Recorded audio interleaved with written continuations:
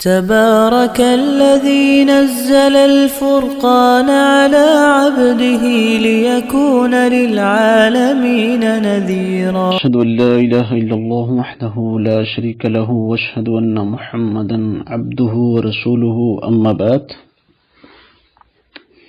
اللهم صل على محمد وعلى آل محمد كما صليت على إبراهيم وعلى آل إبراهيم إنك حميد مجيد.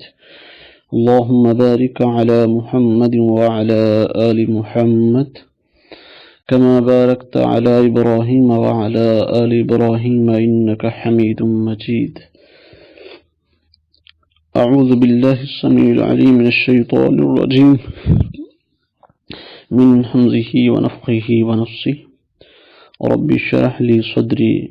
ويسر لي أمري واحلل عقدة من لساني يفقهوا قولي. وما أريد إلا الإصلاح لي ولكم ولسائر المسلمين وإن أنا إلا طالب العلم إلى الموت. آج 25 نومبر 2020 ہے. آج صبح مجھے کسی بھائی کا ایک میسج ملا واٹس ایپ پر، جس کے اندر جناب شاہد علی صاحب کا بیان تھا بدعتی کے پیچھے نماز کے متعلقہ. تو یہ اصل میں 4-5 دن پہلے جماعت المسلمین اور اہل حدیث کے مابین ایک مناظرہ ہوا کراچی میں. تو اس مناظرے میں یہ موضوع بیان ہوا کہ ان کے نزدیک یہ تھا کہ بدعتی کے پیچھے نماز پڑھنا جائز ہے، اور جماعت المسلمین کی طرف سے یہ موقف تھا کہ بدعتی کے پیچھے نماز پڑھنا جائز نہیں ہے. اور اس سے پہلے تقریباً یاد ہوگا احباب کو کہ آج سے تقریباً 7 یا 8 ماہ قبل شاہد علی صاحب نے ایک تبیان حق نامی سلسلہ جاری کیا، جس کے اندر ایک قسط یہ بھی رکھی گئی کہ بدعتی کے پیچھے نماز جائز ہے. اور اس پورے بیان میں میرے علم میں نہیں آیا ابھی تک کہ میں نے سنا ہو کہ انہوں نے کسی قسم کی کوئی تفریق کی ہو کہ کس بدعتی کے پیچھے نماز جائز ہے اور کس کے پیچھے ناجائز ہے.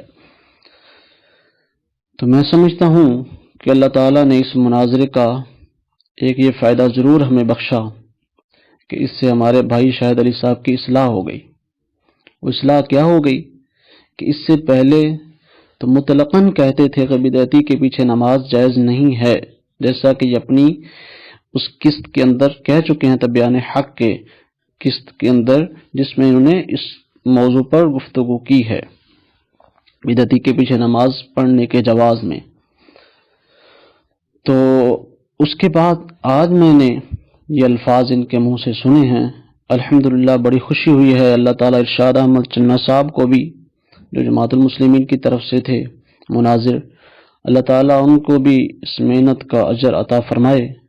کہ ان کے ذریعے سے ہمارے بھائی شاہد علی صاحب کی کم از کم اتنی اصلاح تو ہو گئی ہے. اللہ تعالیٰ باقی بھی اصلاح کرنے پر قادر ہے، اور ہم دعا کو ہیں کہ اللہ انہیں مکمل ہدایت نصیب فرمائے. کہ پہلے تو وہ یہ کہتے تھے کہ مطلقاً کوئی تفریق نہیں میرے علم کے اندر آئی جماعت سے نکلنے کے بعد کہ انہوں نے کہا ہو کہ فلاں بدعتی کے پیچھے جائز ہے، فلاں کے پیچھے ناجائز ہے. یہ کہتے تھے کہ یہی بیان کیا انہوں نے کہ بدعتی کے پیچھے نماز جائز ہے، اور اس مناظرہ کے اندر بھی یہ ان کی طرف سے یہی دلیل دی گئی کہ بدعتی کے پیچھے نماز ہے، کیونکہ صحیح بخاری میں ہے کہ امام بخاری رحمہ اللہ نے باب باندھا ہے، باب امامت المفتون والمبتدع، کہ ایسا امام جو فتنے کے اندر مبتلا ہو چکا ہے یا جو بدعت کا ارتکاب کر چکا ہے، ایسے امام کے پیچھے نماز پڑھنے کے باب کا معنی ہے مسئلہ، کا باب، اور اس کے اندر دلیل کیا ہے؟ آج بھی جو شاہد علی صاحب نے جس سے آغاز کیا ہے یہی ہے کہ حسن بصری کا ایک قول لائے ہیں، حدیث نہیں، حسن بصری رحمہ اللہ کا ایک قول، ان کی بات کہ حسن بصری کہتے ہیں صلی وعلیہ بدعتہ، کہ تم پیچھے اس کے نماز پڑھ لو بدعتی کے پیچھے، اس کی بدعت کا وبال اسی پر ہے۔ خیر، اتنی بات بیان کرنے کے بعد کہتے ہیں آج انہوں نے کہا ہے الحمدللہ، جو میں سمجھتا ہوں کہ اللہ تعالیٰ نے ان کی اصلاح کی ہے، اللہ تعالیٰ مزید ان کی اصلاح کرے، کہ اس کا مطلب یہ نہیں ہو کہ ہر ایک بدعتی کے پیچھے نماز جائز ہے۔ آپ یہ کہہ رہے ہیں بلکہ ایک بدعت مکفرہ ہے اور ایک بدعت مفسقہ ہے، یعنی ایک بدعت ایسی ہے جو انسان کو کافر بنا دیتی ہے اور ایک بدعت ایسی ہے جو صرف گنہگار بنا دیتی ہے۔ خیر، اس پر موضوع پر میری بھی تقریباً 15-20 دن پہلے شاہد علی صاحب سے میسج پہ بات ہوئی تھی، تو ان کا ہی ایک عرب کے اندر عالم تھا، اس نے بریلویوں کی ان بدعات کو گنوایا، جیسے تیجا، 40واں، کل، ساتھا، میلاد، اور اس کے علاوہ ختم، کل شریف وغیرہ وغیرہ جتنی بھی بدعات ہیں۔ تو اس کے علاوہ جناب اس عربی عالم نے یہ درس دیا کہ ایسی تمام بدعات جو کوئی ان کا ارتکاب کرے، وہ پیر جیلانی صاحب کی غنیت الطالبین سے درس دے رہے تھے، اور لوگوں کو یہ درس دے رہے تھے کہ پیر صاحب لکھتے ہیں کہ غنیت الطالبین میں کہ وہ شخص اگر ایسے آدمی کا نماز جنازہ پڑھ لے تو اس کو چاہیے کہ واپسی گھر آتے آتے تک وہ اللہ تعالیٰ سے توبہ اور استغفار کرتا ہوا ہی واپس آئے۔ تو پھر میں نے یہ بدعتیں شاہد علی صاحب کے پاس سامنے رکھی، تو شاہد علی صاحب نے کہا کہ کچھ بدعتیں مکفرہ ہیں، کچھ مفسقہ ہیں۔ میں نے پوچھا یہ کون سی ہیں؟ کہنے لگے یہ بدعتیں مکفرہ ہیں، اہل علم ان کو مکفرہ کہتے ہیں، وہ میسج میرے پاس ابھی بھی موجود ہے۔ تو پھر میں نے کہا کہ تکفیر تو پھر آپ بھی کر رہے ہیں، کہ جو یہ بدعتیں کرتے ہیں وہ چاہے 5 وقت کے نمازی ہوں، روزے رکھتے ہوں، تہجد پڑھتے ہوں، حج کرتے ہوں، عمرہ کرتے ہوں، کلمہ پڑھتے ہوں، سب کچھ کرتے ہوں، آپ کہہ رہے ہیں کہ یہ بدعتیں مکفرہ ہیں، یعنی جن کے اندر یہ بدعتیں پائی جائیں گی وہ مکفرہ کا معنی ہے ایسی بدعت جو کافر بنا دینی والی ہے۔ کفر یکفر تکفیر فہو مکفر، مکفر مکفران مکفرون مکفراتن، یعنی یہ اسم فاعل کا صیغہ ہے واحد مؤنث کا، جس کا معنی ہے کہ ایسا عمل، ایسی بدعت جس کے فاعل کو، جس کے کرنے والے کو وہ بدعت کافر بنا دیتی ہے۔ تو جب میں نے یہ کہا کہ شاہد علی صاحب آپ بھی تکفیر کر رہے ہیں، واضح کہہ رہے ہیں کہ جن کے اندر یہ بدعتیں ہیں چاہے وہ جو بھی عمل کرتے ہیں ظاہر ہے کہ مکفرہ کا معنی کافر بنا دینے والی ہیں، تو اس پر انہوں نے غصے کا اظہار کیا کہ نتیجہ میں نہیں دے سکتا۔ ہم نے کہا آپ بھی تو ایسے ہی نتیجہ نکالتے ہیں نا ہماری باتوں کا، ناجائز ہی، تو ہم تو پھر بھی ناجائز نتیجہ نکال رہے ہیں کہ آپ مکفرہ کہہ رہے ہیں کہ یہ بدعتیں مکفرہ اہل علم کے نزدیک۔ تو خیر یہ قرار موضوع ہے۔ اس کے بعد جناب آج شاہد علی صاحب نے یہ کہا کہ ایسی بدعتیں کرنے والوں کے پیچھے نماز نہیں ہوگی، یا جن کے عقائد کے اندر خرابی ہے ان کے پیچھے نماز نہیں ہوگی۔ چلو الحمدللہ ثم الحمدللہ، بہت اچھا جو آپ نے کہہ دیا ہے۔ تو اس کے بعد شاہد علی صاحب نے ایک دھوکہ دیا ہے، اس کو بیان کرنے سے پہلے میں یہ بات ضرور عرض کرنا چاہتا ہوں کہ جو شاہد علی صاحب یہ اس بنا پر بدعتی کے پیچھے نماز کو جائز قرار رہے ہیں کہ امام حسن بصری نے کہہ دیا ہے کہ صلی علیہ بدعتہ، پڑھ کے پیچھے اس کی بدعت اسی پر، تو اس کے بارے میں یہ کہنا چاہتا ہوں کہ اگر آپ اماموں کے اقوال پر آئیں گے تو اماموں کے اقوال اس کے برعکس بھی ملیں گے۔ مثال کے طور پر المغنی لابن قدامہ، جلد نمبر 2 صفحہ نمبر 186 پر صحیح سند سے ہے امام احمد ابن حنبل رحمہ اللہ تعالی کے بارے میں کہ وقد روی عن احمد انه لا يصلي خلف مبتدع، روایت کیا گیا ہے احمد سے رحمہ اللہ کہ بے شک وہ نہیں تھے نماز پڑھتے بدعتی کے پیچھے، بحال کسی بھی حال میں، قال فی روایت ابی الحارث لا يصلي خلف مرجع ولا رافضی ولا فاسق الا ان يخافهم فيصلي ثم يعيد، اور ایک دوسری روایت میں آگے مزید وضاحت یہ ہے ابو الحارث کی کہ اور نہیں تھے وہ پڑھتے کسی مرجی کے پیچھے نہ کسی رافضی شیعہ کے پیچھے، ولا فاسقین اور نہ ہی کسی فاسق کے پیچھے، فاسق کا مطلب نہ بدعتی ہے نہ کفر ہے نہ شرک ہے فی الحال ان الفاظ میں، تو کہتے ہیں کہ ولا فاسقین اور نہ ہی وہ فاسق کے پیچھے پڑھتے تھے، الا مگر ان یہ کہ یخافہم وہ ان سے اگر ڈرتے، فیصلی ثم یعید اگر کسی ڈر کی وجہ سے وہ کسی ایسی طاقت کے ڈر کی وجہ سے مجبوراً کسی کے پیچھے اگر پڑھنی پڑ جاتی تو پھر وہ پڑھتے، لیکن ثم یعید پھر وہ اپنی اس نماز کو دہرا لیتے، اپنی اس نماز کو دوبارہ پڑھ لیتے۔ یہ ہے امام احمد ابن حنبل کا ابن قدامہ کے اندر، المغنی ابن قدامہ کے اندر۔ اور آئیے دوسرے امام مالک رحمۃ اللہ تعالی وہ کیا کہتے ہیں،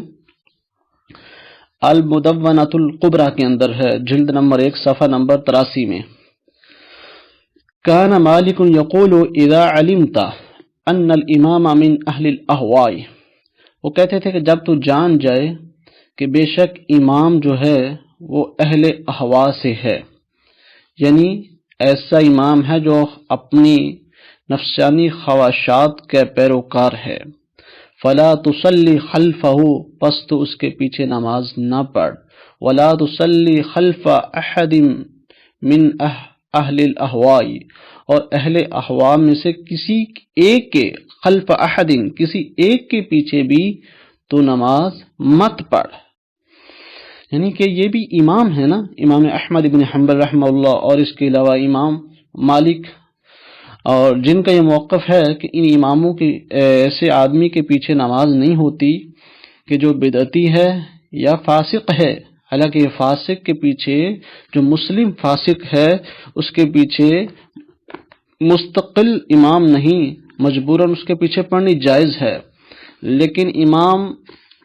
احمد رحمہ اللہ فرماتے ہیں کہ ولا فاسقین اور جو فاسق ہے اس کے پیچھے بھی نماز مت پڑھو۔ تو اگر ہم ائمہ کے اقوال پر آئیں گے تو بہت سارے اقوال مزید اس کے بارے میں ہیں کہ جو اس بات کی تردید کرتے ہیں جو حسن بصری رحمہ اللہ علیہ کا قول ہے۔ اس کے علاوہ اگر آپ دیکھیں کہ اس کے اندر آج کے اس کلپ کے اندر شاہد علی صاحب نے، یہ اللہ ہی بہت زیادہ جانے کہ جانتے ہوئے یا نہ جانتے ہوئے انہوں نے اس انداز میں گفتگو کی۔ اب وہ گفتگو کیا ہے، وہ کہتے ہیں کہ جب ہم کہتے ہیں کہ عثمان رضی اللہ تعالیٰ عنہ نے بدعتی کے پیچھے نماز کا کہا کہ پڑھ لو، تو آگے سے کہا جاتا ہے کہ وہ تو سیاسی بدعتی تھے۔ تو اسی طرح ہم بھی اسی بات پر رہتے ہیں کہ وہ سیاسی بدعتی تھے، آپ اسی بات پر رہیں کہ وہ سیاسی بدعتی ہیں، یہ شاہد علی صاحب کہتے ہیں۔ اس کے بعد ایک سوال کرتے ہیں، کہتے ہیں اب سوال یہ پیدا ہوا کہ جو لوگ قرآن و حدیث پر عمل کرتے ہیں لیکن وہ اختلاف کی وجہ سے یا سیاسی بنیادوں کی وجہ سے جماعت المسلمین میں شامل نہیں ہوتے، کہ ان کو جماعت کے نظام سے یا عمارت سے یا لوگوں سے اختلاف ہے، تو یہ یقیناً سیاسی اختلاف ہے، تو آپ اسے دینی اختلاف نہیں کہہ سکتے۔ اب سیاسی نوعیت کے اختلاف رکھنے والے کے بارے میں عثمان رضی اللہ تعالی عنہ کہہ رہے ہیں کہ اس کے پیچھے پڑھ لو، لیکن اب ہمارا امیر سیاسی نوعیت کے اختلاف کرنے والے کے پیچھے نماز پڑھنے سے کیوں روکتا ہے اور کیسے روکتا ہے؟ کیا کمال ہے! اب ہم تضاد دیکھیں اور ایک اس کے اندر دیا گیا دھوکہ دیکھیں۔ وہ کیا ہے؟ وہ یہ ہے کہ جناب آپ نے جو یہ کہا کہ عثمان رضی اللہ تعالیٰ عنہ سے اختلاف رکھنے والوں کے پیچھے تو عثمان رضی اللہ عنہ نے پڑھنے کا حکم دیا، لیکن اگر کوئی شخص سیاسی بنیاد پر وہ جماعت المسلمین میں شامل نہیں ہوتے اور ان کو جماعت کے نظام یا عمارت یا لوگوں سے اختلاف ہے، اس وجہ سے جماعت المسلمین میں شامل نہیں ہوتے، آپ ان کے پیچھے پڑھنے سے کیوں روکتے ہیں؟ شاہد علی صاحب، یہ میرے ہاتھ میں کتاب ہے اہل حدیث مسلک کی، کتاب کا نام ہے صحیح اور مستند روایات پر مشتمل تاریخ خلفائے راشدین، سیرت عثمان غنی رضی اللہ تعالی عنہ، ابو نعمان سیف اللہ خالد، دار الاندلس۔ یہ اہل حدیث کی چھپی ہوئی ہے، میں اسے لاہور سے لے کر آیا ہوں۔ سیرتیں یہ پوری 4 صحابہ، 4 خلفاء ابو بکر عمر عثمان رضی اللہ تعالی عنہ اور حضرت علی رضی اللہ تعالی عنہ مجمعین، ان چاروں کے بارے میں، ان چاروں کی سیرت پر الگ الگ ہے ہر ایک کتاب، اور اس کتاب کے تقریباً 272 صفحات ہیں، 272 صفحات پر مشتمل ہے یہ کتاب۔ اس کتاب کے اندر جو میرے ہاتھ میں ہے سیرت عثمان غنی ہے، اس کتاب کے صفحہ نمبر 241 پر لکھا ہوا ہے کہ فتنہ خوارج اور شہادت عثمان، اس عنوان کے نیچے آگے حضرت عثمان کی شہادت کو بیان کرتے گئے ہیں۔ حضرت عثمان رضی اللہ تعالیٰ عنہ کی شہادت کو بیان کرنے سے پہلے یہ لکھتے ہیں کہ مصر سے ایک قافلہ آیا، حضرت عثمان رضی اللہ تعالیٰ عنہ کو اس کا علم پہلے ہی ہو گیا۔ اس کو بیان کرنے والے سیدنا ابو اسید انصاری رضی اللہ تعالیٰ عنہ کے آزاد کردہ غلام ابو سعید بیان کرتے ہیں کہ سیدنا عثمان رضی اللہ تعالیٰ عنہ نے سنا کہ اہل مصر کا وفد آیا ہے، تو آپ رضی اللہ عنہ نے آگے بڑھ کر ان کا استقبال کیا۔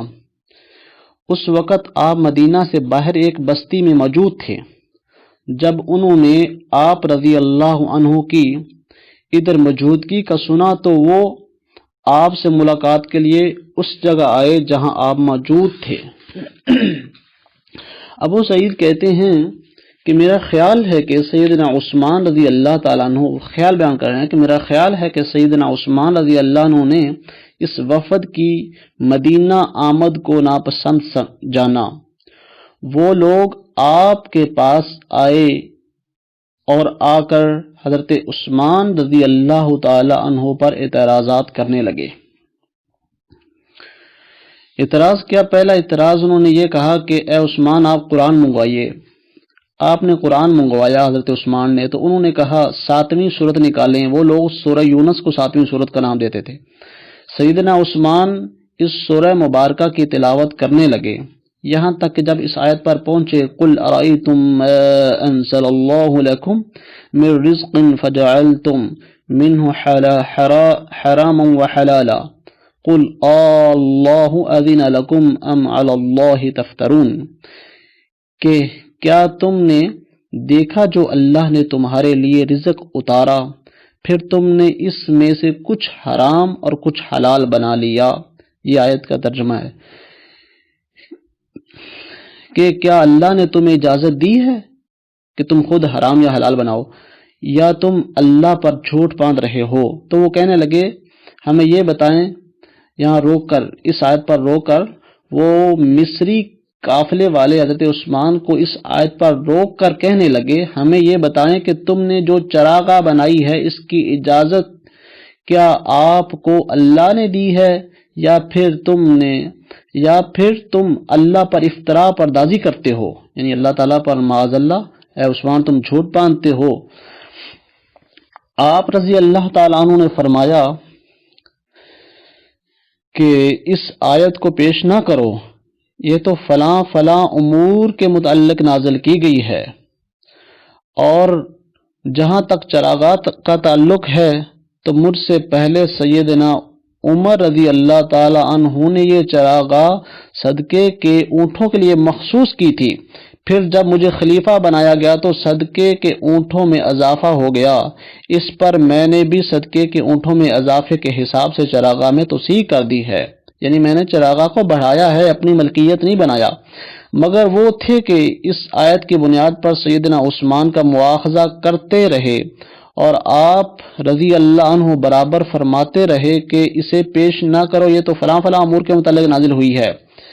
پھر انہوں نے سیدنا عثمان پر اور بھی کئی اعتراضات کیے جن کا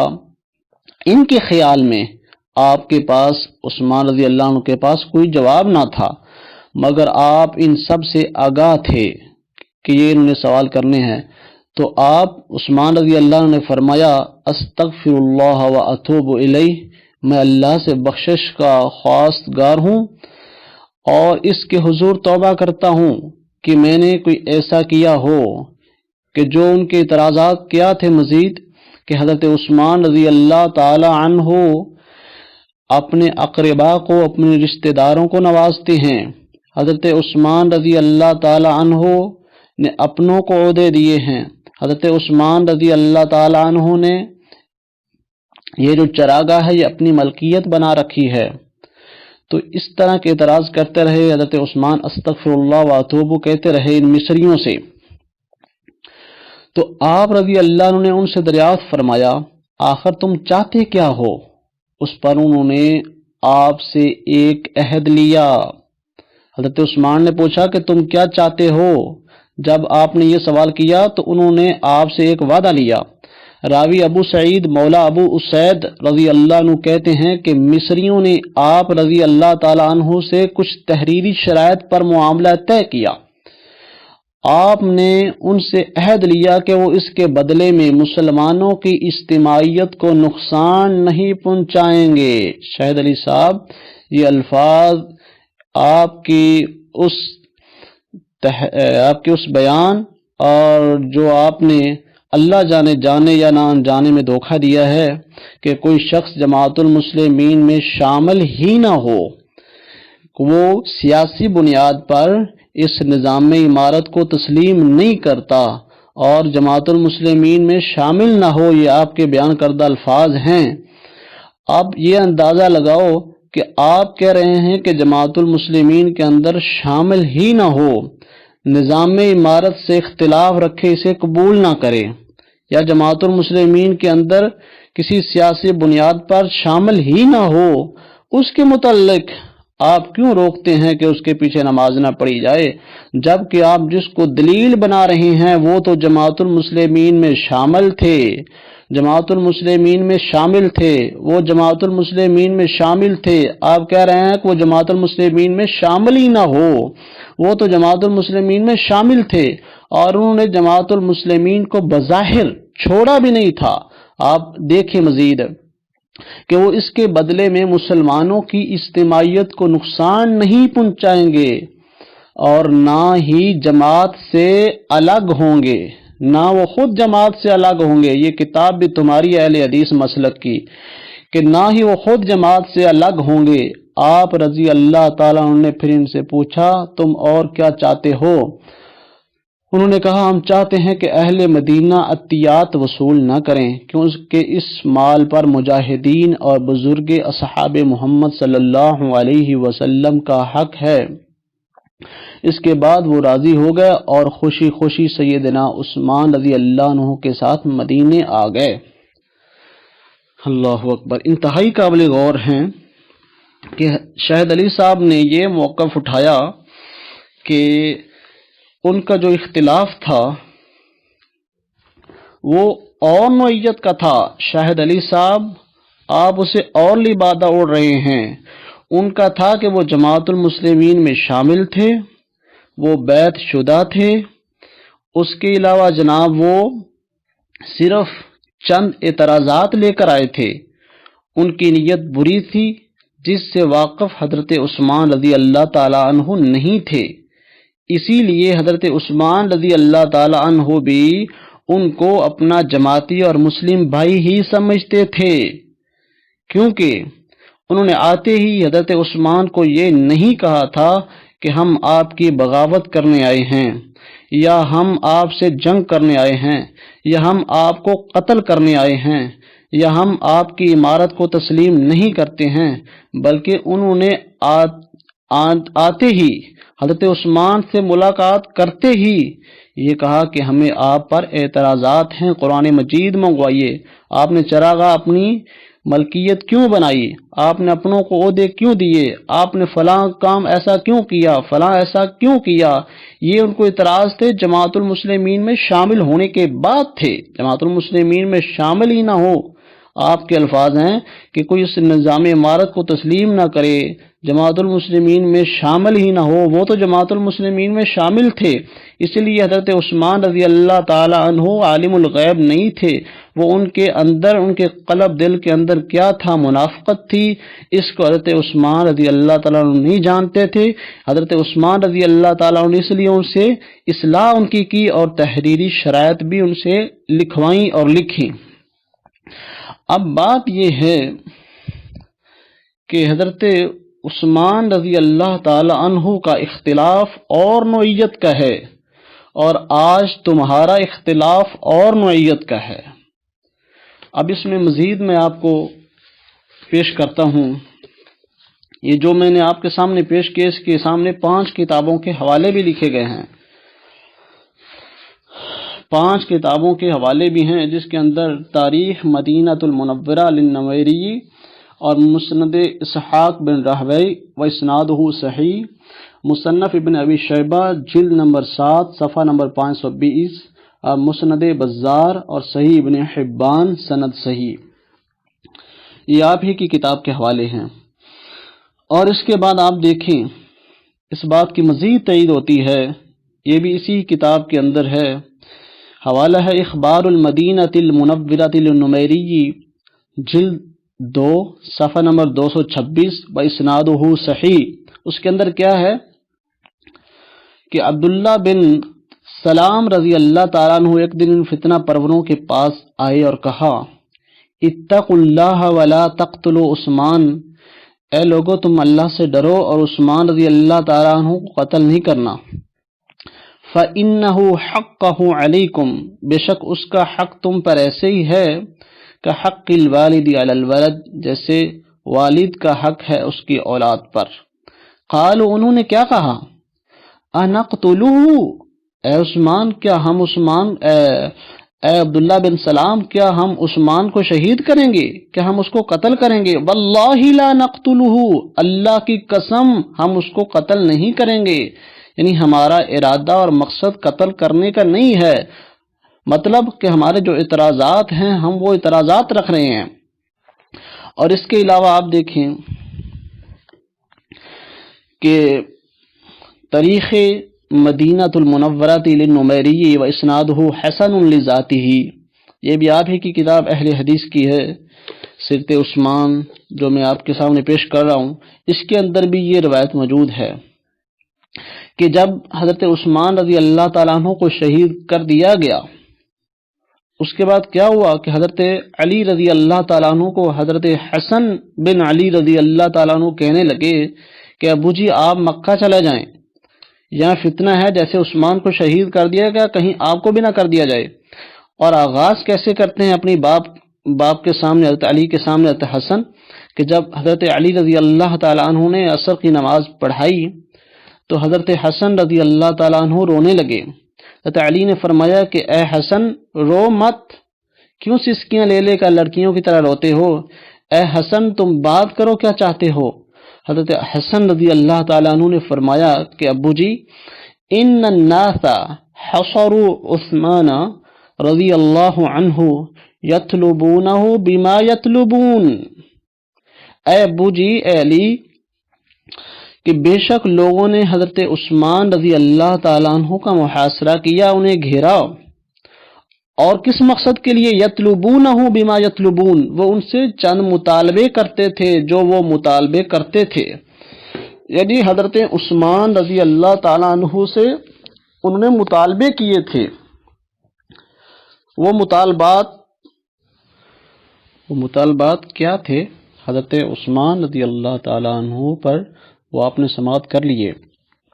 لیکن حضرت عثمان نے وہ تحریری لکھ کر دے دیے۔ وہ مصری وفد واپس جانے لگا۔ جب واپس چلے گئے تو راستے میں پیچھے سے ایک گھوڑ سوار شخص ان کے کبھی آگے سے گزر جاتا، کبھی دائیں کبھی بائیں۔ تو ان کافرے والوں نے، مصریوں نے پوچھا کہ تو کون ہے، تجھے کیا مسئلہ؟ اس نے کہا کہ میں حضرت عثمان کا قاصد ہوں۔ یہ بھی آپ ہی کی کتاب میں ہے جس کے 5 حوالے دیے گئے ہیں،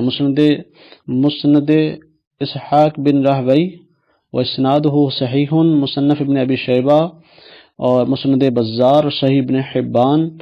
سند اس کی صحیح۔ تو اس شخص نے کہا کہ میں حضرت عثمان کا قاصد ہوں۔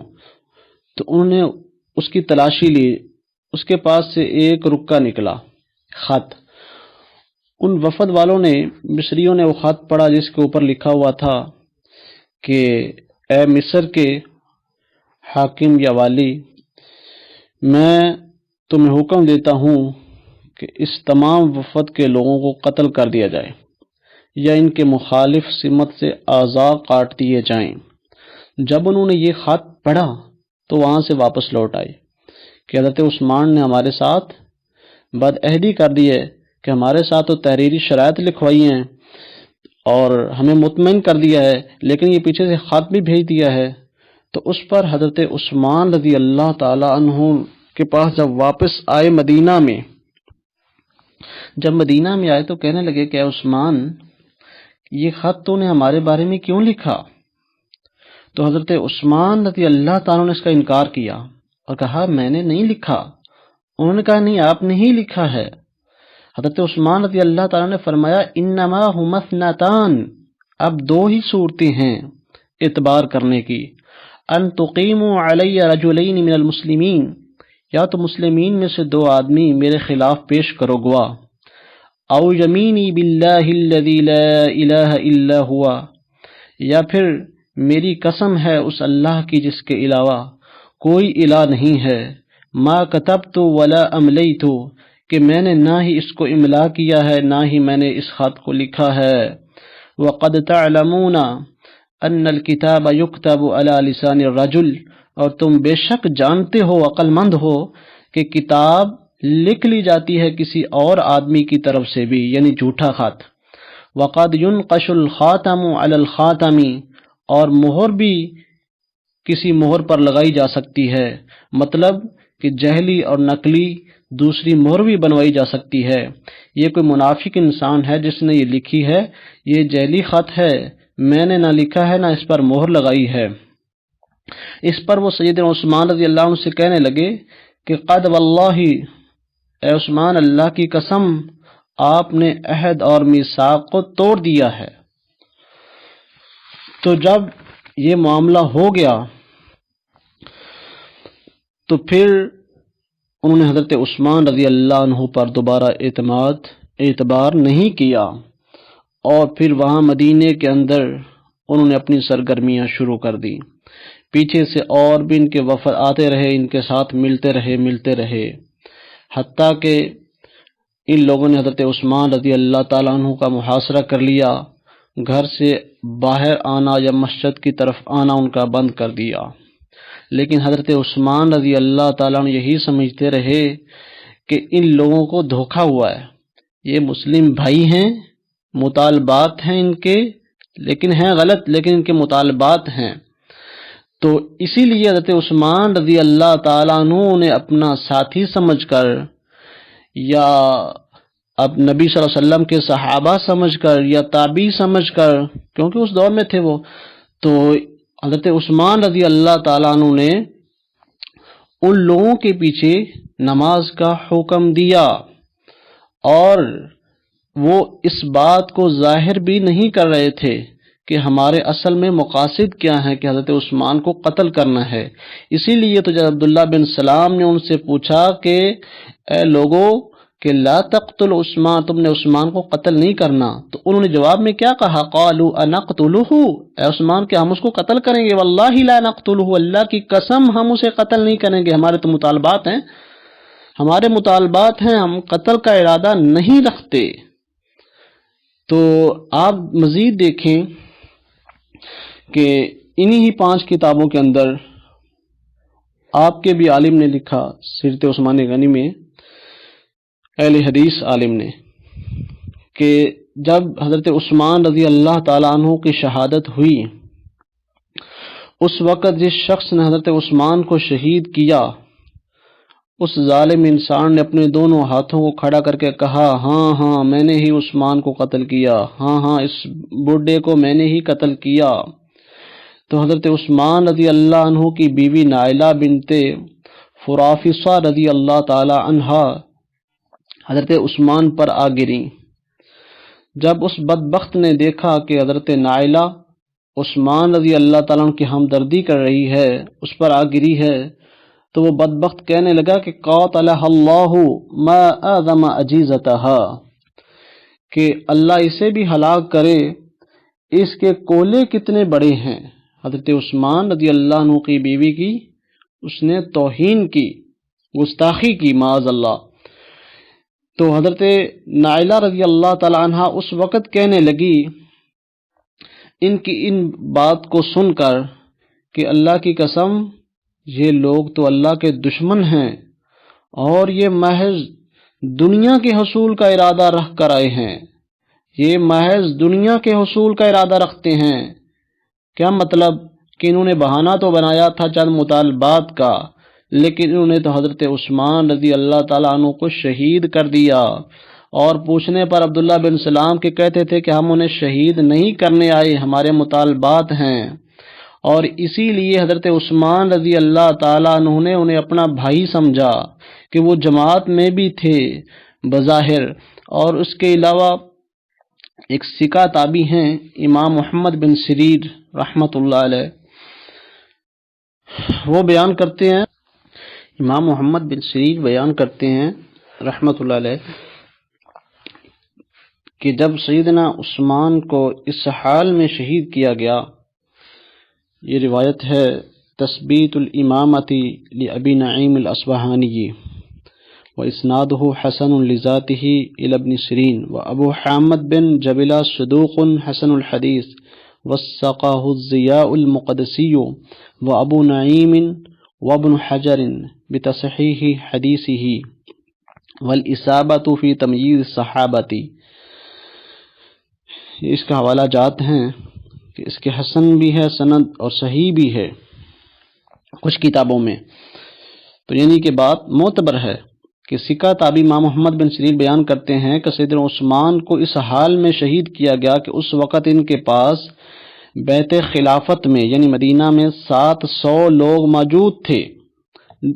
جن میں حسین بن علی بھی تھے، عبداللہ بن زبیر بھی شامل تھے۔ اگر امیر المومنین سیدنا عثمان انہیں اجازت دیتے تو وہ باغیوں کو مار مار کر شہر کی گلیوں کوچوں سے باہر نکال دیتے۔ آپ دیکھیں، یہ تو عثمان رضی اللہ عنہ کو علم تھا کہ میرے بارے نبی صلی اللہ علیہ وسلم نے فرمایا کہ تو نے شہید ہونا ہے، تو حضرت عثمان کو یہ یقینی علم نہیں تھا کہ اب وہ وقت آ چکا ہے میرے اوپر کہ ابھی اسی محاصرے میں یا اسی فتنے میں ہی مجھے شہید کر دیا جائے گا۔ یہ علم حضرت عثمان رضی اللہ تعالیٰ عنہ کو اپنی شہادت کا نہیں تھا، اسی لیے حضرت عثمان رضی اللہ تعالیٰ عنہ ان لوگوں کو، ان فتنہ پرور لوگوں کو اپنے ساتھی سمجھتے رہے، مسلم سمجھتے رہے، اور اسی لیے صرف یہ سمجھتے رہے کہ ان کو مغالطے ہیں، ان کے مطالبات ہیں۔ اس بنا پر حضرت عثمان رضی اللہ تعالی عنہ نے امام کے پیچھے، فتنہ پرور امام کے پیچھے صحابہ کو نماز پڑھنے کی تاکید کی کہ تم نماز ان کے پیچھے پڑھ لو۔ ورنہ اگر حضرت عثمان یہ سمجھ جاتے کہ انہوں نے ابھی مجھے قتل کر دینا اور میں نے ابھی انہی کے ہاتھوں شہید ہونا ہے تو وہ ضرور 700 صحابہ اکرام کو حکم دیتے کہ یہ لوگ قاتل ہیں۔ تو جو صحابی کا قاتل ہے اور وہ بھی امیر المومنین خلیفۃ المسلمین عثمان غنی رضی اللہ عنہ کا، وہ یقیناً میرا ایمان ہے کہ وہ کافر ہے، کیونکہ جس کو صحابہ سے بغض ہے، عثمان سے بغض ہے، اللہ تعالیٰ کا قرآن مجید میں فیصلہ ہے سورہ فتح کی آخری آیات میں کہ لیغیظ بہم الکفار، یہ صحابہ محمد رسول اللہ کی کھیتی ہیں، ان سے بغض وہی لوگ رکھتے ہیں جو کفار ہیں، جن کے دلوں کے اندر کفر ہے۔ مومن حضرت عثمان رضی اللہ تعالیٰ عنہ کو نہ شہید کر سکتا ہے نہ ان کی گستاخی کر سکتا ہے۔ تو حضرت عثمان رضی اللہ تعالیٰ عنہ یہ نہ سمجھے، یعنی کہ وہ یہ نہیں سمجھتے تھے کہ یہ لوگ اب مجھے لازمی قتل کریں گے، اس لیے وہ بار بار سمجھاتے رہے، بار بار تحریری ان سے عہد کرتے کراتے رہے، صحابہ اکرام بھی انہیں بار بار سمجھاتے رہے۔ اس کے باوجود ان کا تو مقصد کچھ اور تھا، کیونکہ وہ تو منافقین تھے، وہ تو معاذ اللہ استغفر اللہ حضرت عثمان رضی اللہ تعالیٰ عنہ کے خون کے پیاسے تھے۔ اسی لیے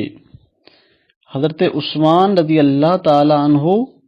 صحابہ اکرام کو یہ کہتے تھے کہ ان کے پیچھے نماز پڑھ لو۔ پھر بھی یہ بات واضح ہے حدیث صحیح بخاری میں ہی کہ صحابہ کہتے ہیں، ایک اور حدیث میں بھی ہے کہ صحابہ کہتے ہیں امیر المومنین ہم حرج سمجھتے ہیں، نرتحرجو، ہمیں حرج محسوس ہوتا ہے، ہمارے دل مطمئن نہیں ہوتے ان کے پیچھے پڑھنے سے۔ لیکن حضرت عثمان رضی اللہ تعالیٰ عنہ انہیں کافر نہیں سمجھتے تھے، وہ کافر اس وقت تک نہیں سمجھے گئے جب تک کہ انہوں نے حضرت عثمان رضی اللہ تعالیٰ عنہ کو شہید نہیں کر دیا۔ جب شہید کر دیا تو ان کے کافر ہونے میں اب کوئی شک نہیں رہا، اس لیے کہ مسلم پر لعنت کرنا بہت بڑا جرم ہے۔ لیکن حضرت علی رضی اللہ تعالیٰ عنہ کو جب علم ہوا کہ حضرت عثمان رضی اللہ تعالیٰ عنہ کو شہید کر دیا گیا ہے تو حضرت علی رضی اللہ تعالیٰ عنہ نے وہاں دونوں ہاتھ کھڑے کیے، یا اللہ تو گواہ ہے کہ میں عثمان رضی اللہ عنہ کے قتل کے اندر کسی قسم کا حصہ نہیں رکھتا، اور اے اللہ قاتلین عثمان پر لعنت کر، میدانوں میں، پہاڑوں میں، خشکیوں میں، اے اللہ قاتلین عثمان پر لعنت کر، اے اللہ قاتلین عثمان پر لعنت کر۔ اور ابو مسلم خولانی نے کہا کہ ہؤلاء شر من سمود، کہ یہ وہ لوگ ہیں جو سمود کہ شر سے بھی ان کا شر زیادہ ہے، ان سے بھی برے ہیں یہ لوگ، قوم سمود سے بھی یہ لوگ برے ہیں جن پر اللہ کے عذاب ہوئے تھے، یہ اس سے بھی عذاب کے زیادہ حقدار ہیں۔ ارے بھائی ادھر صدیق رضا صاحب کہتے تھے کیا حضرت عثمان رضی اللہ تعالیٰ عنہ نے کافروں کے پیچھے صحابہ کو نماز پڑھنے کا حکم دے دیا؟ بھائی وہ اندر سے کافر ہی تھے، لیکن حضرت عثمان رضی اللہ تعالیٰ عنہ ان کی اس منافقت کو نہیں سمجھے۔ حضرت عثمان رضی اللہ تعالیٰ عنہ مسلم بھائی سمجھتے رہے، اس لیے کہ انہوں نے جماعت میں رہنے کا وعدہ کیا تھا، اس لیے کہ انہوں نے حضرت عثمان رضی اللہ تعالیٰ عنہ کو بظاہر جب ان سے پوچھتا تو کہتے تھے ہم قتل کرنے نہیں آئے ہیں، ہمارے تو مطالبات ہیں۔ وہ اپنے آپ کو اسی جماعت المسلمین کا حصہ ہی باور کرواتے تھے، اس لیے حضرت عثمان رضی اللہ تعالیٰ عنہ نے انہیں کافر نہیں سمجھا۔ لیکن میرا ایمان کہتا ہے کہ وہ کافر ہی تھے جس نے عثمان کو شہید کیا، وہ بھی کافر ہے جس نے علی کو شہید کیا، وہ بھی کافر ہے جس نے عمر کو شہید کیا، وہ بھی کافر ہے جس نے جان بوجھ کر کسی بھی صحابی رسول صلی اللہ علیہ وسلم کو شہید کیا۔ اسی لیے حضرت صفیہ رضی اللہ تعالی عنہا اسی فتنے میں شریک ہونے والے سرغنہ کے بارے میں کیا کہتی ہیں کہ اس کتے کو مجھ سے دور کر دو، کہیں مجھے نقصان نہ پہنچائے۔ جب حضرت عثمان کو شہید کیا گیا کیا کہتی ہیں کہ اس کتے کو مجھ سے دور کر دو، کہ حضرت عثمان رضی اللہ تعالیٰ عنہ کو انہوں نے جس بے دردی سے شہید کیا ہے کہ آخر میں آ کر حضرت عثمان رضی اللہ تعالیٰ عنہ اتنے بے بس ہو گئے، اتنے پریشان ہو گئے حضرت عثمان رضی اللہ تعالیٰ عنہ کو جب انہوں نے شہید کرنے کا ارادہ کر ہی لیا، حضرت عثمان نے اپنے دونوں پاؤں ان کے سامنے رکھ دیے، اور یہ بھی اسی کتاب کے اندر صحیح سند سے لکھا ہوا ہے کہ حضرت عثمان نے فرمایا کہ اگر قرآن و سنت کے مطابق، کتاب اللہ کے مطابق میرا کچھ جرم بنتا ہے تو یہ لو میرے دونوں پاؤں ہیں، اس کے اندر بیڑیاں ڈال دو، میرے دونوں پاؤں کو بیڑیاں ڈال دو اور مجھے گرفتار کر لو اگر میں کتاب اللہ کے مطابق کسی معاملے کا مجرم ہوں، اگر میں نے کسی کی حق تلفی کی ہے تو۔ لیکن ان ظالموں نے ایک نہ سنی اور فوراً حملے پر حملہ کرتے ہوئے امیر المومنین سیدنا عثمان ابن عفان، عثمان غنی رضی اللہ تعالی عنہ کو شہید کر ہی دیا۔ اب ذرا غور کیجئے ان تمام باتوں پر کہ حضرت عثمان رضی اللہ تعالی عنہ نے کیوں نماز پڑھنے کا حکم دیا۔ ان تمام روایات کو پیش کرنے کے بعد یہ بات واضح ہو جاتی ہے ہر سمجھنے والے شخص کے لیے کہ حضرت عثمان رضی اللہ تعالیٰ عنہ یہی سمجھتے رہے کہ ان کے مطالبات ہیں، یہ مسلم ہیں، انہوں نے عہد بھی کیا ہے جماعت میں رہنے کا، اور ان لوگوں کے مطالبات ہیں اور کچھ نہیں ہے۔ تو حضرت عثمان رضی اللہ تعالیٰ عنہ کے بارے میں ان کے دلوں کے اندر منافقت تھی۔ اگر اس منافقت کا اللہ تعالیٰ اطلاع پہلے کر دیتا تو یقیناً حضرت عثمان ان ظالموں کا ضرور مقابلہ کرتے۔ اور پھر دیکھیں کہ میں نہیں سمجھتا، میرا ایمان گوارا نہیں کرتا کہ میں یہ بات کہوں کہ حضرت عثمان رضی اللہ تعالیٰ عنہ کو یہ علم پہلے ہو گیا تھا کہ ان لوگوں نے جماعت المسلمین کو چھوڑ دیا ہے یا انہوں نے جماعت کو چھوڑ دیا ہے، تو پھر اس کے باوجود حضرت عثمان نے کہا ہو کہ تم ان کے پیچھے پھر بھی نماز پڑھو۔ ٹھیک ہے، کیوں کہ حضرت عثمان صریح حدیث کی مخالفت نہیں کر سکتے، کیونکہ صحیح بخاری کتاب الفتن اور صحیح مسلم کتاب الامارت کی حدیث ہے کہ نبی مکرم صلی اللہ علیہ وسلم نے فرمایا من فارق الجماعت شبرا فمات الا مات میتۃ جاہلیہ، جس آدمی نے جماعت کو چھوڑ دیا ایک بلشت کے برابر بھی، فماتا پس اسی حال میں مر گیا، الا مات میتۃ جاہلیہ پس نہیں وہ مرا مگر جاہلیت کی موت ہی مرا۔ اب اس جاہلیت کا مزید توضیح حدیث کی تفسیر حدیث سے ہی کرتے ہیں کہ جس کو امام ترمذی نے روایت کیا ہے ابواب الامثال میں کہ نبی صلی اللہ علیہ وسلم نے فرمایا کہ من فارق الجماعت قید شبر فقد خلع ربقۃ الاسلام من عنقہ، جس شخص نے جماعت کو ایک بلشت برابر بھی چھوڑ دیا پس بے شک اس نے اسلام کا پٹا اپنی گردن سے اتار دیا۔ اگر عثمان رضی اللہ عنہ کو یہ علم ہو جاتا کہ ان لوگوں نے جماعت کو چھوڑ دیا ہے تو یہ دو حدیثیں موجود تھیں کہ ایک اس کی موت جہلیت کی، دوسری اس نے اسلام کو چھوڑ دیا۔ حضرت عثمان یہ سمجھتے ہی نہیں تھے کہ انہوں نے جماعت کو چھوڑا ہے۔ تو شاید علی صاحب آپ کا بیان یہ ہے کوئی جماعت کے اندر شامل ہی نہیں ہوتا، امارت کو تسلیم ہی نہیں کرتا۔ ہاں ایک بات ضرور ہے کہ اگر جس طرح انہوں نے عثمان رضی اللہ تعالیٰ عنہ پر ذاتیات کے اعتراضات کیے، اگر کوئی شخص اپنے امیر پر اس طرح کے ذاتیاتی اعتراض کرتا ہے تو ان اعتراضات کی بنا پر ہم بھی اسے کچھ بھی نہیں کہیں گے اور اس کے پیچھے نماز پڑھیں گے۔ دیکھیں ان باغیوں نے کوئی اپنا الگ امیر نہیں بنایا، کوئی اپنا الگ تنظیم نہیں بنائی، کوئی اپنا الگ دھڑا نہیں بنایا، کوئی اپنا الگ گروہ نہیں بنایا، اور عثمان رضی اللہ تعالیٰ عنہ کی امامت اور امارت میں رہے اور احتجاجاً حضرت عثمان یہی سمجھتے تھے، جس طرح آج ہم بھی دیکھتے ہیں کہ لوگ اپنے حکمران سے احتجاج کرتے ہیں، احتجاج کرتے ہوئے سڑکوں میں بلاک کر دیتے ہیں، احتجاج کرتے ہوئے وہ آفس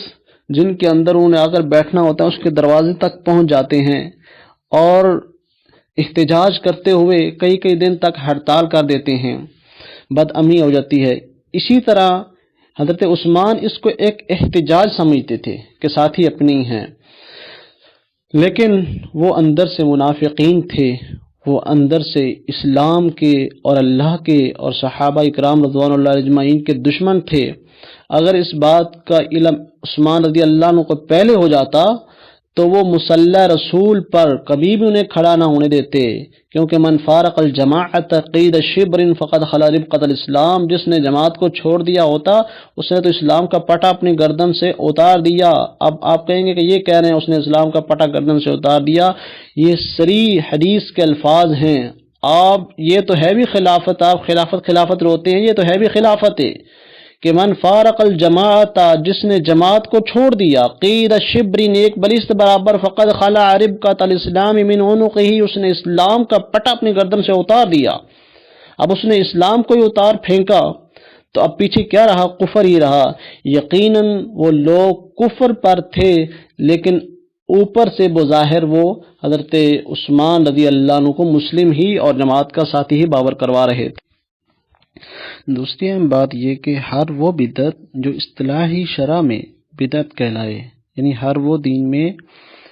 نیا کام جس پر نبی صلی اللہ علیہ وسلم کی مہر نہ ہو، کوئی بھی ایسا عمل جو دین کے اندر اضافہ ہو، وہ یقیناً مردود ہے، وہ بدعت ہے۔ اور ایسے شخص اور ایسی بدعت کرنے والا جو شخص ہے، صحیح بخاری میں حدیث نمبر 413 اللہ کے نبی صلی اللہ علیہ وسلم فرمایا کہ ایسے شخص پر اللہ، رسول اور فرشتوں کی لعنت ہے،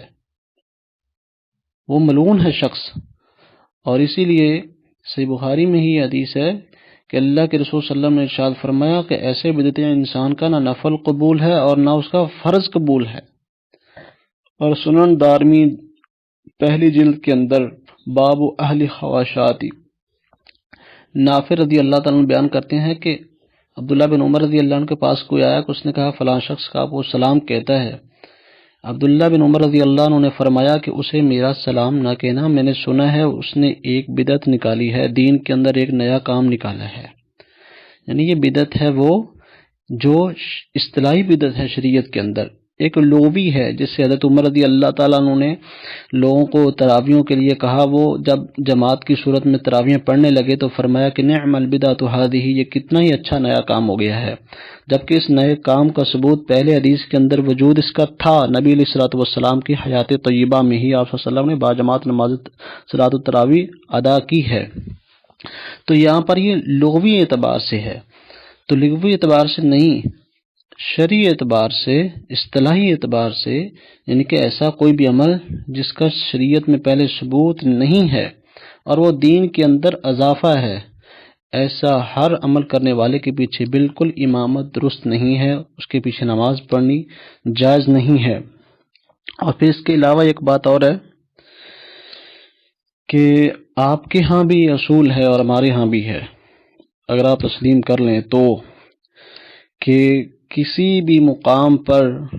اگر ایک مرفوع صحیح حدیث ہے نبی صلی اللہ علیہ وسلم کی، اس کے مقابلے میں کسی صحابی کا قول ہے تو وہ قول قابل قبول نہ ہوگا، حدیث مرفوع ہی قبول ہوگی۔ اور دوسری بات، اس کا ثبوت آپ ہی کی کتاب ہے فتاوی اہل حدیث، اس کے صفحہ نمبر 66 پر لکھا ہوا ہے کہ حدیث کے مقابلے میں اگر ابو بکر اور عمر رضی اللہ عنہما ان کا قول آ جائے یا ان کا عمل آ جائے حدیث کے مقابلے میں، تو اس وقت ان کی رائے پر عمل کرنا اپنے آپ کو ہلاک کرنا ہے۔ یہ فتاوی اہل حدیث کی فہرست کے اندر بھی لکھا ہوا ہے، حج تمتع کے مسئلے میں، کہ عمر رضی اللہ تعالیٰ، ابو بکر رضی اللہ تعالیٰ عنہ منع کرتے تھے حج تمتع سے، جبکہ نبی صلی اللہ علیہ وسلم نے حج تمتع کیا ہے اور آپ نے اجازت دی ہے تو وہ منع کرتے تھے۔ تو اس میں صحابی کہتے ہیں کہ اگر میں اللہ کے نبی صلی اللہ علیہ وسلم کا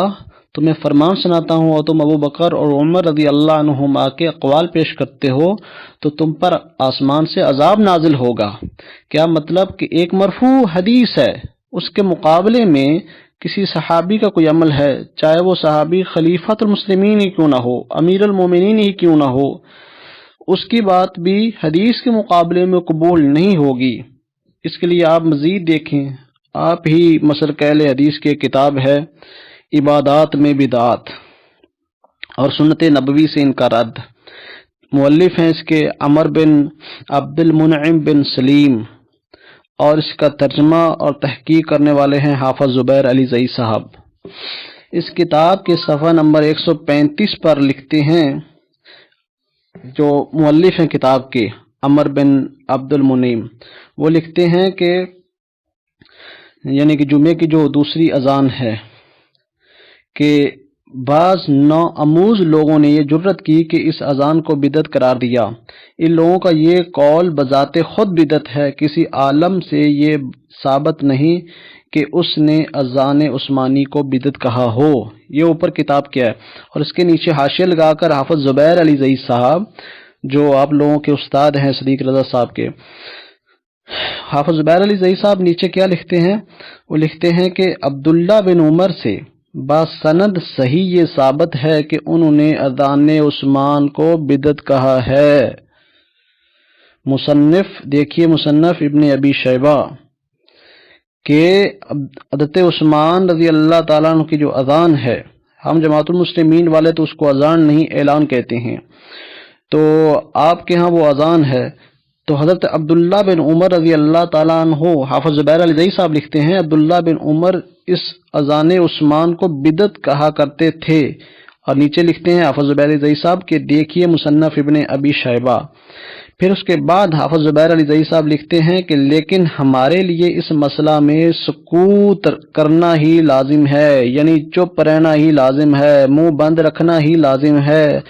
زبیر زئی صاحب یہی لکھتے ہیں، ہم بھی یہی کہتے ہیں کہ جو صحابہ کرام کے مشاجرات ہیں، صحابہ کرام کے اندر ہونے والے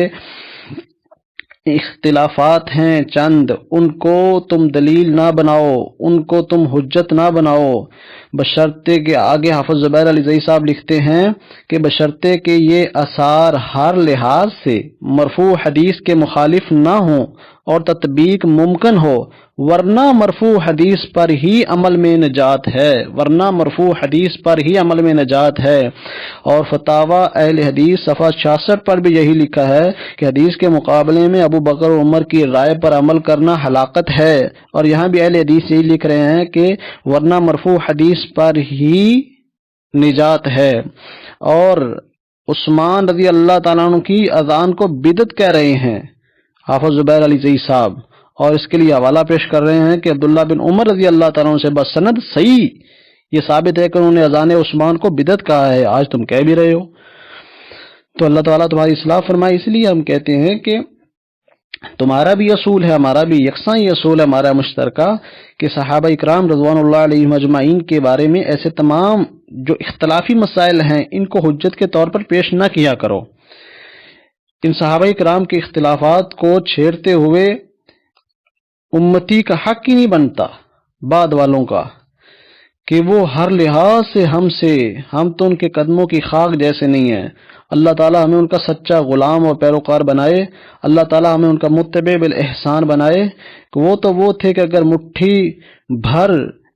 گندم یا دانے اللہ کے راستے میں دیں، ہم احد پہاڑ کے جتنے خرچ کریں تو ہمارا احد پہاڑ کا سونا ان کے مٹھی کے بھر کے دانوں کے برابر نہیں ہو سکتا۔ یہ ان کی عظمت ہے، یہ ان کی شان ہے۔ لیکن اسلام کا اصول یہی ہے جو تم نے بھی بیان کیا ہے کہ چاہے خلیفہ ہو، بشرطے کہ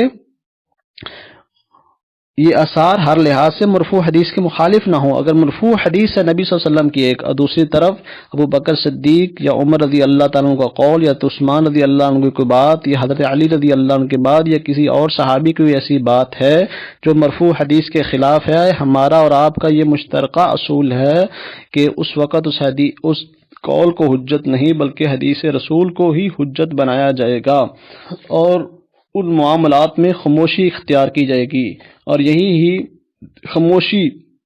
جسے ہم اسلاف کہتے ہیں محدثین، انہوں نے بھی یہی کہا ہے کہ تم تمام صحابہ کرام کے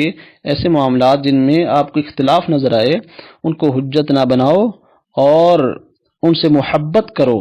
ان کی محبت کرنا ان کے ساتھ ہمارے ایمان کا حصہ ہے۔ مثال کے طور پر امام ابو نعیم الاصبہانی رحمۃ اللہ علیہ المتوفی 430 ہجری، وہ بھی اپنی کتاب میں یہی لکھتے ہیں، کتاب کا نام ہے کتاب الامامۃ والرد علی الرافضۃ۔ تو اس کتاب میں یہی لکھتے ہیں کہ صحابہ کرام کے درمیان ہونے والے اختلافات کو مت چھیڑو، ان کو دلیل مت بناؤ، یا جنہوں نے جو صحابہ نے انتہائی نرمی یا عاجزی انکساری میں کوئی ایسا کام کیا جو مرفوع حدیث کے خلاف ہے، یا انہوں نے غصے میں یا اختلاف میں، تو وہ صحابہ کرام کے اختلاف حجت نہیں ہوں گے، نبی صلی اللہ علیہ وسلم کے فرمان حجت ہوں گے۔ اور یہی بات امام ابو الحسن اشعری رحمہ اللہ لکھتے ہیں، 324 ہجری میں وفات پائی ہے، کہ ان کی کتاب ہے الابانۃ عن اصول الدیانۃ، اس کے اندر۔ اور اسی طرح امام ابو منصور معمر بن احمد تبارك الذي نزل الفرقان على عبده ليكون للعالمين نذيرا